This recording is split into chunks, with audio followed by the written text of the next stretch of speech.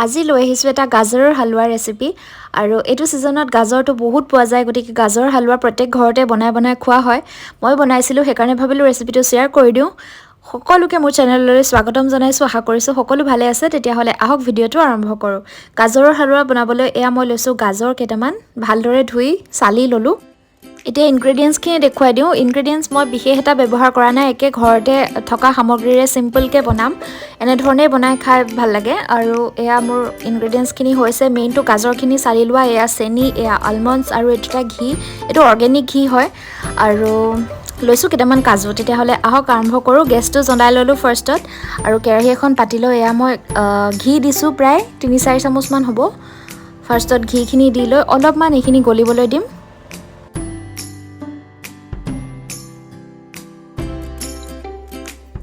ঘিখিনি এয়া গলি গৈছে, তাতে মই এয়া 4টামান ইলাচি লৈছোঁ। ইলাচিকেইটা ভাঙি দি পেলাই এইখিনিও মই ঘিতে দি অলপমান লৰাই ল'ম।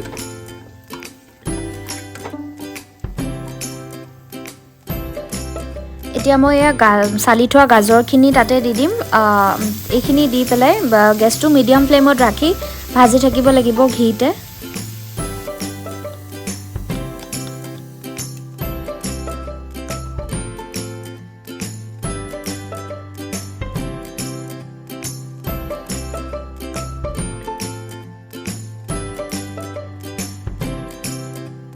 গাজৰখিনি এনেধৰণে অলপ সময় ভাজিবলৈ লওঁতেই গাজৰখিনিৰ পৰা পানী ওলাবলৈ আৰম্ভ কৰে, সেইখিনিতে ঘিখিনিৰ লগত সিজিব।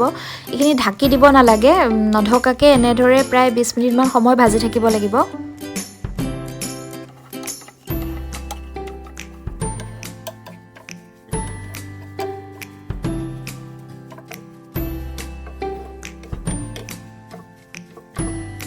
গাজৰৰ পৰা ওলোৱা পানীখিনি লাহে লাহে কমিবলৈ ধৰিছে আৰু ঘিত এয়া ভাজি আছে, লাহে লাহে ভাজ খাই আছে।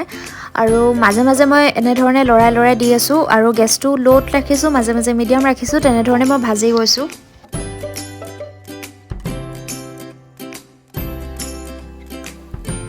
অলপ সময় লাগে গাজৰৰ হালৱাটো বনাবলৈ, কিন্তু যিমান সময় লাগে সিমান খাবলৈও টেষ্টি হয়। সেইকাৰণে এয়া চাওক, মই যিমানখিনি গাজৰ লৈছিলোঁ তাৰ কোৱাণ্টিটি লাহে লাহে কমি আহি আছে আৰু এয়া শুকাই গৈ আছে, মানে ভাজ খাই গৈ আছে। পানীখিনিও পূৰা শুকাইছে এয়া লাহে লাহে। এতিয়া মই এনেকুৱাতে গাখীৰ এড কৰিম। গাখীৰ প্ৰায় মই লৈছোঁ এয়া 1 গিলাচতকৈ অকণমান কম আৰু প্ৰায় 1 গিলাচেই হ'ব। এতিয়া মই গেছটো ল' ফ্লেমত ৰাখি গাখীৰখিনি এড কৰি দিছোঁ।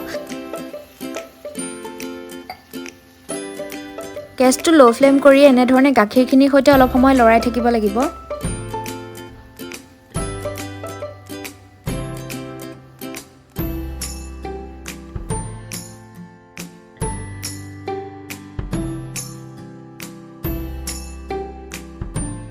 এনেকুৱাতে মই ৰেডি কৰি থোৱা ড্ৰাই ফ্ৰুটছখিনিও এড কৰি দিম ইয়াতে আৰু লৰাই থাকিম অলপ দেৰি। অলপ দেৰি লৰালোঁ এনেধৰণে। এতিয়া মই এইখিনি অলপ সময় ল' ফ্লেম কৰি ঢাকি থৈ দিম।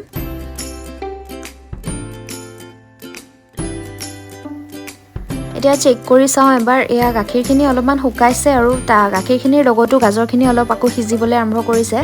এনেধৰণে প্ৰায় মই আকৌ 20 মিনিটমান সময় ঢাকি দি মাজে মাজে চেক কৰি গেছটো মিডিয়াম ল' এনেধৰণে ৰাখিয়ে আকৌ অলপ দেৰি সিজাব লাগিব।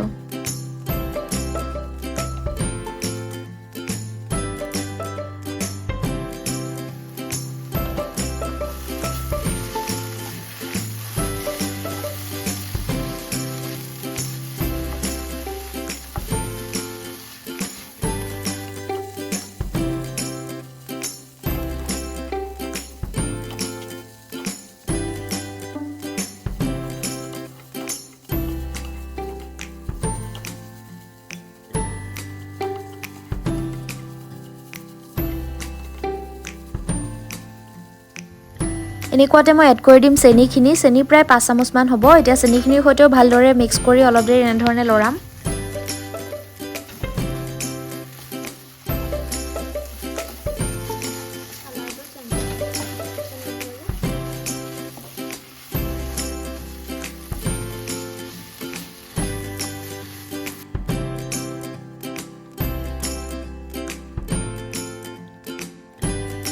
এয়া গাজৰৰ হালৱা প্ৰায় ৰেডি হৈছে। মই এতিয়া গেছটো অফ কৰিম আৰু লাহেকৈ।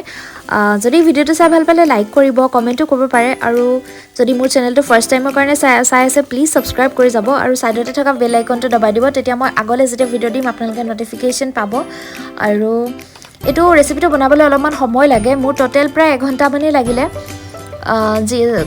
টাইম মানে যিমানেই লাগক কিন্তু খাবলৈ সিমানেই টেষ্টি হয়। গতিকে সেইকাৰণে যিসকলে এনেধৰণে বনাই চোৱা নাই বনাই চাব পাৰে। বহুত কিবা কিবি দিও বনাব পাৰি, খৈয়া কিবা কিবি এইবিলাক দি, কিন্তু মই তেনেকুৱা একো ব্যৱহাৰ কৰা নাই। আমাৰ ঘৰতে যিকেইটা চিম্পল বস্তু এভেইলেবল থাকে সেইকেইটা দিয়ে বনাইছোঁ, আৰু আমি সদায় এনেধৰণে বনাই খাওঁ। গতিকে লগ পাম আৰু এটা নতুন ভিডিঅ'ৰ সৈতে। তেতিয়ালৈকে সকলো সুস্থ থাকক, হেপী থাকক, আৰু ভিডিঅ'টো চোৱাৰ কাৰণে বহুত বহুত ধন্যবাদ।